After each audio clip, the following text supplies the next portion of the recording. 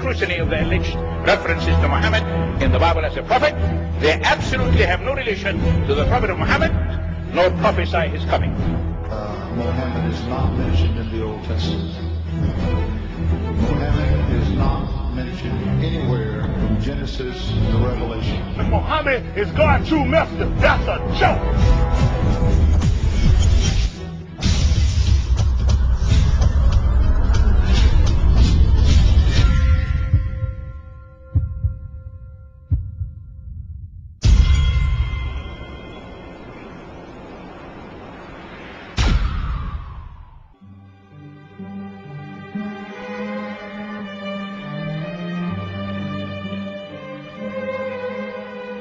Lo, we inspire thee as we inspired Noah and the prophets after him, as we inspired Abraham and Ishmael and Isaac and Jacob and the tribes, and Jesus and Job and Jonah and Aaron and Solomon, and as we imparted unto David the Psalms.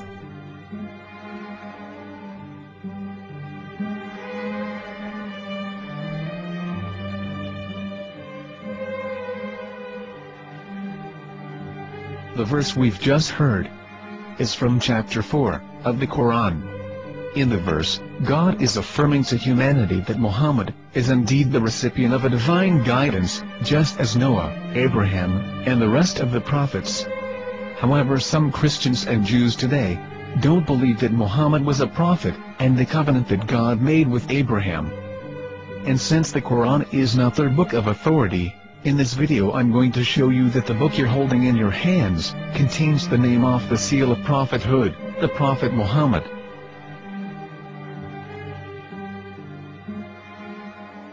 As known, the Old Testament was preserved in the Hebrew language.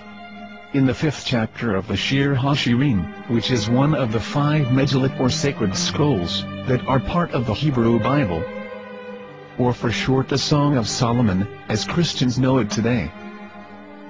That chapter is discussing someone. Jews will say it is discussing Solomon, while Christians will say it is discussing Jesus. Considering this is the Songs of Solomon, it would seem logical that it is discussing Solomon.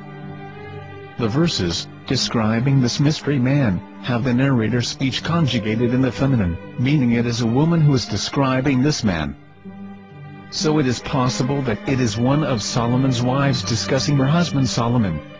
However, Christians assert that Jesus is being discussed, and that the chapter is describing a man who was not yet alive at that point. A prophecy.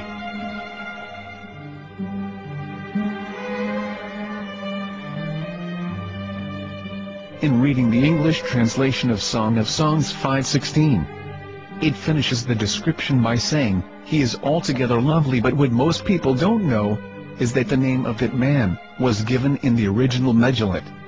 Here is verse 16, and how it is written in ancient Hebrew, before introducing the vowels, in the 8th century.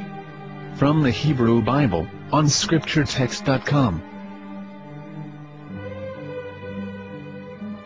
Here is the word in question.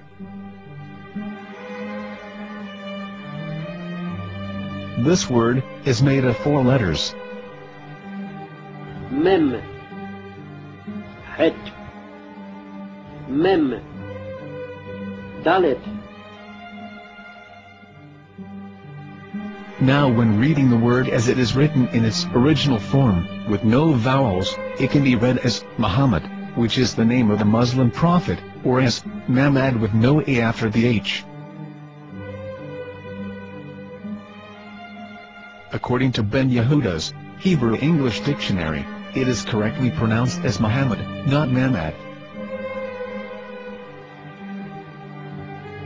So how we're going to know for sure if it's pronounced as Muhammad, the Muslim prophet, or as Mamad, a random Hebrew word? The only way is to give the verse to a rabbi, and say to him, "Please read."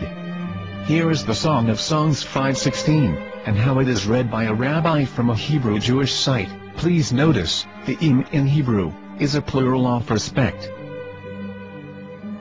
חיכו ממתקים וכולו מחמדים, זה דודי וזרעי בנות ירושלים. חיכו ממתקים וכולו מחמד, מחמד, מחמד, מחמד, מחמד, מחמד דין. זה דודי וזה רעי בנות ירושלים.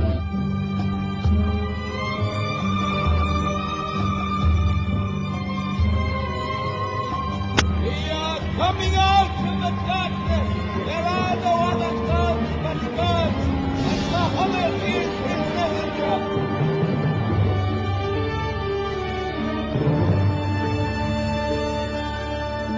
Let the world hear. חיכו ממתקים וכולו מחמד דין. זה דודי וזה רעי בנות ירושלים. חיכו ממתקים וכולו מחמד, מחמד, מחמד, מחמד, מחמד, מחמד דין. זה דודי וזה רעי בנות ירושלים.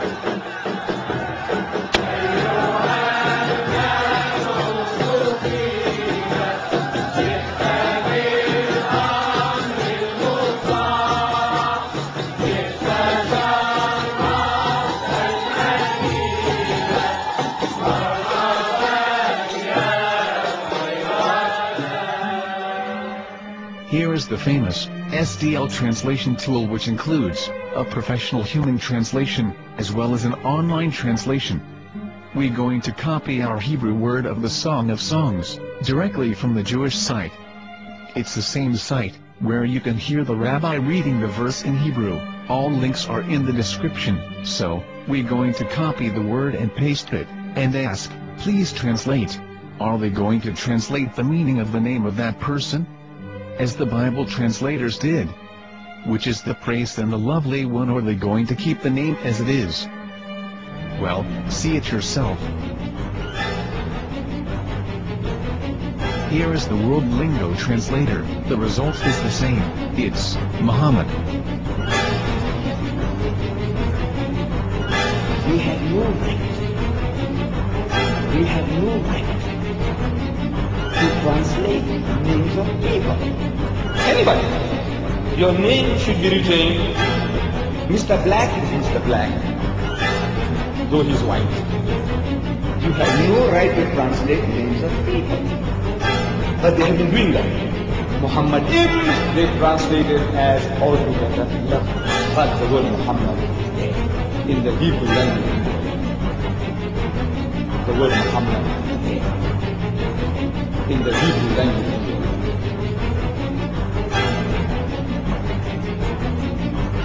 I will tell you a story from my own personal experience. Years ago, I used to spend every Sunday afternoon in a place called Speaker's Corner. And in my years down there, I got to know a Jewish rabbi. He was a very nice man. He used to listen to me, and he was always very polite and talked about Islam in a very nice way. And one day during one of our conversations, after some years, I thought that it was about time I should invite him to Islam. So I said to him, you know, my friend, we have been talking now for many years, and even you have admitted to me that Muhammad is a prophet. So why then do you not embrace Islam? He said to me, we Jews, we never change our religion. I said, but half of the rabbis of Medina became Muslim. He said, that is true, but still, we Jews never change our religion. I thought, what can I say to him? He looked at me and said, listen to me, my friend. God sent to us a prophet Moses, and we didn't even listen to him. Do you think we're going to listen to another prophet after him? From another tribe? From another people? When he said that, I had nothing left to say. He knew that Muhammad was a prophet. In fact, another rabbi also came up to me and he said to me, we know Muhammad is a prophet, and he quoted to me a passage from the Bible.